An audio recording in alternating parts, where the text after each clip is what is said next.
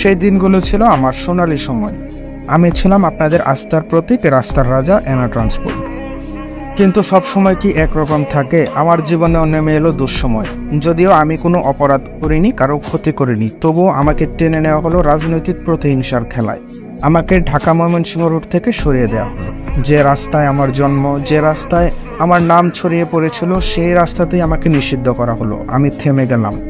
হাজারো যাত্রী হতবাক হয়ে গেল। কেউ চুপচাপ চোখ মুছল, কেউ অভিমান করে বলল, আমাদের এনা কোথায়? নতুন নতুন নাম এলো এই রুটে, কিন্তু আমার মতো ভরসা কে দিতে পারলো?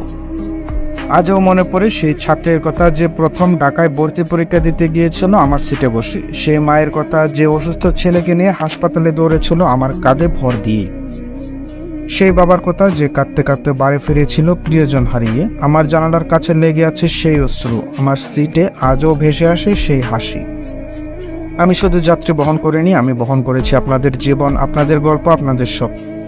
তাই তো আজও কেউ কেউ বলে এনার মতো শান্তি পায়নি অন্য কোথাও। কেউ আবার কষ্ট করে বলে এনার নাম শুনলেই বুক কেঁপে ওঠে। এসবই তো আমার সম্পদ। আজ আমি রাস্তায় নেই, কিন্তু আমি আছি আপনাদের হৃদয়ে। রাজনীতি হয়তো আমাকে থামিয়ে দিয়েছে, কিন্তু আমাকে মুছে ফেলতে পারেনি। আমার চাকা আবার ঘুরবে, আমার হর্ন আবার বাজবে, আমার সিট আবার ভরে উঠবে আপনাদের স্বপ্নে।